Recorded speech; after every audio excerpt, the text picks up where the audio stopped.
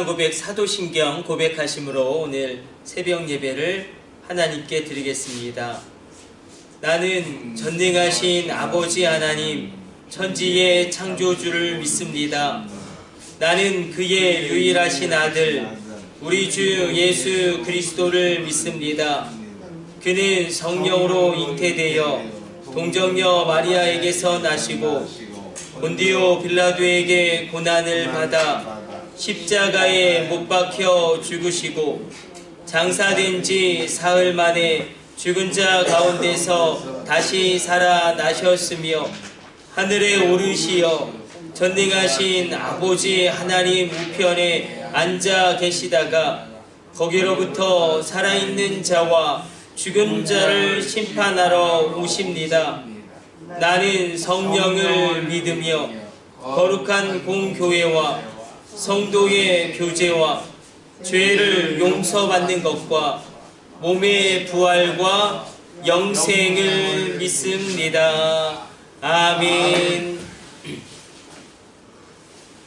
찬송가 191장 찬송 드리겠습니다.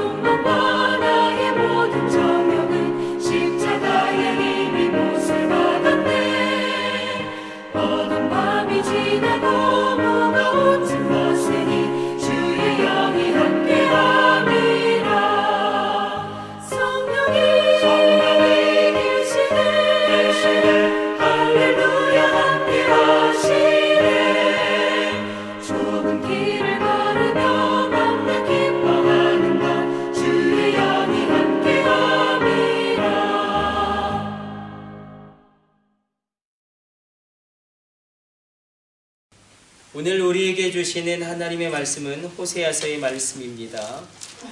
호세아 7장 11절로 14절까지 말씀 보도록 하겠습니다.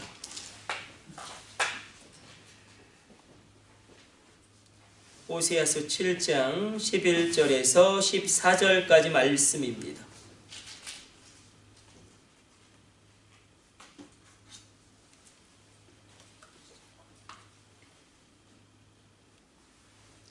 호세아서 7장 11절에서 14절까지 말씀 한 절씩 교독합니다. 에브라임은 어리석은 비둘기같이 지혜가 없어서 애굽을 향하여 부르짖으며 아수르로 가는도다. 그들이 갈 때 내가 나의 그물을 그에게 쳐서 공중 새처럼 떨어뜨리고 전에 그 그대로 그들을 징계하느라. 화 있을진저 그들이 나를 떠나 그릇 같음이니라. 패망할진저 그들이 내게 범죄하였음이니라. 내가 그들을 건져주려 하나 그들이 나를 거슬러 거짓을 말하고 성심으로 나를 부르지 아니하였으며 오직 침상에서 슬피 부르짖으며 곡식과 새 포도주로 말미암아 모이며 나를 거역하는도다. 아멘. 오늘 말씀 가지고 우리 하나님의 뜻이라는 제목으로 한 말씀 함께 다루기를 원합니다. 이스라엘의 영적인 상태를 하나님이 진단하시고 치유하시려고 합니다. 그래서 그들이 뜨거워진 화덕과 같다. 잘못된 열정으로 하나님 기뻐하지 않는 길을 걸어가고 있다. 그렇게 고발하시고 뒤집혀지지 않은 전병이다. 한쪽만 익어서 세상에 온통 관심이 사로잡혀서 하나님에 대해서도 하나님의 뜻에 대해서도 기도에 대해서도 예배에 대해서도 그들의 마음이 식은 그 상태를 고발하시고 세 번째는 이렇게 고발하십니다. 어리석은 비둘기 같은 상태다. 우리도 이런 상태에 있을 수 있죠. 11절로 이렇게 기록되고 있습니다.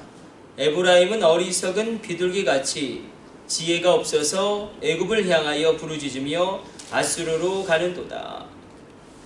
이 어리석은 비둘기의 상태를 또 이렇게 표현하고 있습니다. 그러니까 비둘기를 잡으려고 그물을 치면 영락없이 비둘기는 그 그물에 걸려든다.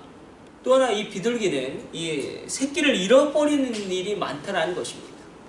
이 비둘기의 특징상 먹이를 쫓느라 그것에 정신이 팔려서 새끼를 잃어버리는 것. 아니면 새끼를 위한다고 하지만 새끼를 위해 먹이를 쫓는데 그것에 정신이 팔려서 새끼를 잃어버리는 그 두 가지 어리석음의 상태가 바로 이 이스라엘의 상태였다. 우리가 뭐 정유라라든지 뭐 조민이라든지 잘못된 자식의 사랑이 자녀들의 삶을 참 어렵게 하는 것을 보게 됩니다. 이것들을 볼 때에 내 자녀를 위한다고 했지만 오히려 그것이 자녀를 잃어버리게 되어지고 정말 내 자녀가 중요한데 정말 중요한 것을 잃어버리는 그런 상태, 이런 상태가 바로 이스라엘의 상태였다. 그래서 먹고 사는 일에 온통 관심을 쏟고 그렇게 해서 자녀에게 좋은 것을 주려고 하지만 정작 자녀를 잃어버립니다. 성경에서 이야기하고 있는 것은 하나님을 잃어버리니 그 자녀도 그렇게 잃어버리는 상태가 되었다. 그것이 어리석은 비둘기와 같은 상태다. 그런 상황 가운데 이렇게 표현되고 있습니다. 애굽을 향하여 부르짖으며 아수르로 가는도다. 이건 이스라엘이 당대에 부강했다가 나라가 흔들리니까, 여로보암 2세 이후에 나라가 흔들리니까 그때 당시 강국이었던 아수르의 눈치를 보기도 하고 또 그때 당시에 강국이었던 애굽에게 가기도 하고, 그러니까 이 아수르와 애굽 사이에서 줄타기 외교를 했는데 참 지혜롭지 못하게 외교를 했습니다. 애굽이 더 힘 있는 것 같으면 애굽에게 쏠려서 애굽에게 가고, 근데 아수르가 더 힘 있는 것 같으면 아수르에게 달려갔는데 결국 이 상태로 지속되다가 이스라엘의 마지막 왕 호세아가 아수르에게 도와달라고 요청을 했는데 오히려 아수르가 침공해서 그냥 이스라엘을 점령해 버립니다. 결국 자녀를 위해서 그들이 달려갔지만 그리고 그 외교의 줄타기 가운데 정작 그들이 찾아야 할 분은 하나님이었는데 정말 중요한 하나님을 잃어버리니 자녀도 잃어버리게 되고 나라도 잃어버리게 되더라. 그래서 이렇게 하나님이 진노합니다. 하 있을진저 그들이 나를 떠나 그릇 같음이니라. 중요한 것은 방향이라는 겁니다. 방향이 중요하다. 이 방향을 잘 잡으면 하나님의 뜻을 성취할 수가 있습니다. 그러나 방향이 잘못되면 이건 여지없이 무너지게 되는 것입니다. 그래서 방향을 하나님께로 향하게 하는 것, 그렇게 하나님의 뜻을 찾아가는 것.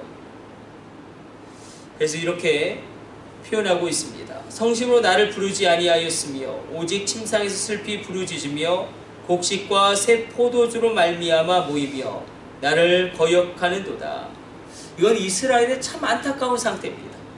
그러니까 위급할 때만 눈물을 흘렸다라는 것입니다. 물론 이것도 귀하지만 하나님이 원하시는 것은 무엇이냐면 언제나 하나님께 기도하는 게 얼마나 귀하냐, 언제나 하나님과 교제하는 삶이 얼마나 강력한 삶이냐. 곡식과 새 포도주가 필요할 때만 나에게 모인다.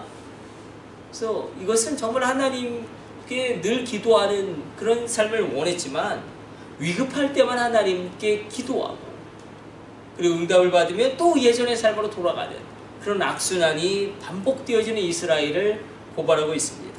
그래서 오늘 우리가 방향을 잘 잡음으로 하나님께서 원하시는 하나님의 뜻이 우리 삶 가운데 성취되어지기를 원하고 이스라엘의 그런 영적인 상태, 그런 심각한 영적인 상태에 빠지지 않고 언제나 기도함으로, 언제나 하나님과 교제함으로 말미암아 이게 얼마나 중요한지. 여러분, 언제나 기도하는 게 얼마나 안전합니까? 언제나 항상 하나님의 뜻을 구하고 말씀 가운데 거하는 것이 얼마나 안정한가, 안정적인가, 그것을 오늘 본문에서도 이야기하고 있습니다. 그래서 오늘 이 새벽에 우리가 기도할 때에 하나님, 우리가 좌로나 우로나 치우치지 말고 애굽으로도 가지 말고 아수르로도 가지 말고 하나님께로 방향을 정하게 하여 주시고 그렇게 하나님의 뜻을 성취하는 가정 되게 하여 주옵소서. 그때 성령님이 인도하시는 귀한 길이 우리 자녀 가운데, 우리 가정 가운데 열려지게 될 줄로 믿습니다. 우리 기도하겠습니다. 하나님 감사합니다. 오늘도 주의 말씀 묵상하였습니다. 우리의 상태가 어리석은 비둘기같이 방향을 잡지 못하고 헤매고 있는 상태는 아닌지 말씀으로 진단하고 점검하게 하여 주옵소서.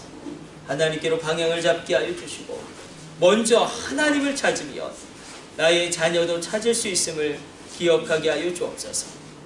정작 자녀를 위하여 일한다고 하지만 하나님을 잃어버리니 자녀도 잃어버리는 그런 어리석은 비둘기와 같은 상태가 되지 아니하도록 우리를 성령으로 감동하여 주사 이끌어 주옵소서. 이 모든 것을 우리 주 예수님의 이름으로 기도드립니다. 아멘. 우리 주님 가르쳐주신 기도 올려드립니다. 하늘에 계신 우리 아버지, 아버지의 이름을 거룩하게 하시며 아버지의 나라가 오게 하시며 아버지의 뜻이 하늘에서와 같이 땅에서도 이루어지게 하소서. 오늘 우리에게 일용할 양식을 주시고 우리가 우리에게 잘못한 사람을 용서하여 준 것 같이 우리 죄를 용서하여 주시고 우리를 시험에 빠지지 않게 하시고 악에서 구하소서. 나라와 권능과 영광이 영원히 아버지의 것입니다. 아멘. 우리 주여 삼창하심으로 합심으로 기도하시다가 자유롭게 돌아가도록 하겠습니다. 우리 같이 합심으로 기도합니다. 주여, 주여, 주여.